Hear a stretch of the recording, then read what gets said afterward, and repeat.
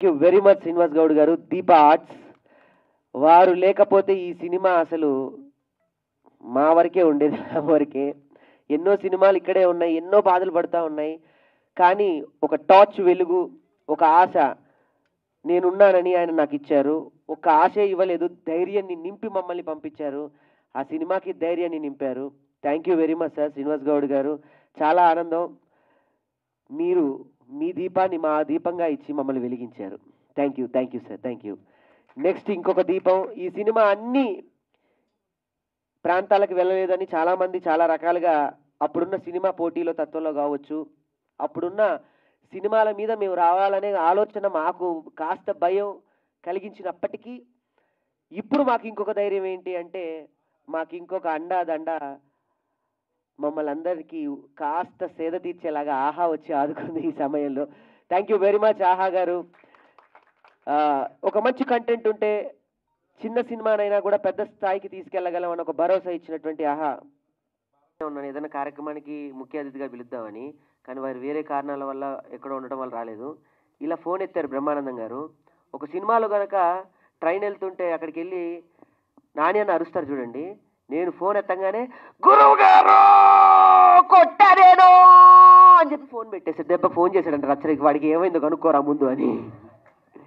నా అరుపు ఆ రకంగా బహుమానంగా బ్రహ్మానంద సార్కి ఇవ్వటం జరిగింది. ఎందుకంటే మా కామెడీ కులానికి ఆయనే పెద్ద, ఆయన హాస్యబ్రహ్మ కాబట్టి. ఈ సభాముఖంగా సార్ మీకు కూడా కృతజ్ఞతలు. Thank you very much.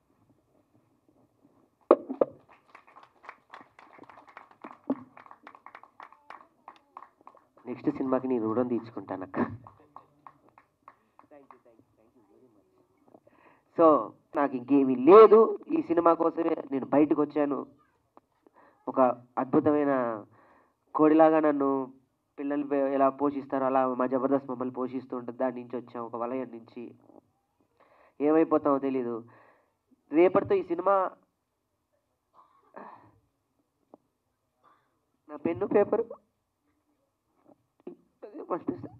So ఆహాతో రేపు ఒక ప్రమోషన్ సాంగ్తో మళ్ళీ మేము ఈ జర్నీ స్టార్ట్ చేస్తాం. అంత అద్భుతమైన పాట ఇచ్చాడు నాకు చరణంజన్ అన్న. Thank you very much. రేపు ఆహాతో మళ్ళీ స్టార్ట్ చేస్తాను ప్రచారం. ఈ సినిమా ఇంకా అయిపోలేదు. ఈ సినిమాకి ఆ రోజు చెప్పాను ప్రెస్ మీట్లో, అవార్డు తీసుకొచ్చేదాకా పడుకోనని. ఈ సినిమాకి అవార్డు వస్తుంది, గొప్ప పండగ చేసుకుంటాం. Thank you very much. Already వచ్చినట్టే అవార్డు, కానీ ఇంకో గొప్ప అవార్డు ఏంటంటే రేపు ఎల్లుండిలో బంజారా దగ్గర నుంచి ద బెస్ట్ బంజారీ అవార్డ్స్ మనకి రాబోతుంది. అక్కడి నుంచి ఇంతవరకు అవార్డు ఎవరు వాళ్ళు తలుచు, అంటే అవార్డు అంటే ఒకళ్ళు ఇస్తే కాదు వచ్చేది కాదు, దీనికి ఇవ్వాలిరా, మనం ఇవ్వకపోతే మనం ఎందుకు అనే స్థాయి నుంచి వాళ్ళు నాకు బంజారీ వాళ్ళు 2024 ద బెస్ట్ అవార్డు ఇవ్వబోతున్నారు. దీన్ని రేపు నేను నేషనల్ అవార్డు దాకా తీసుకెళ్ళి ప్రయాణం చేస్తాను. డెఫినెట్గా చెప్తున్నాను, పత్రికా ముఖంగా పార్ట్ 2 కూడా ఉంటుంది డెఫినెట్గా. ఎందుకంటే నా పెన్ను నా పేపర్ ఆపడం నాకు ఇష్టం లేదు. ఈ సినిమాని నేను కంటిన్యూ చేస్తూనే ఉంటా.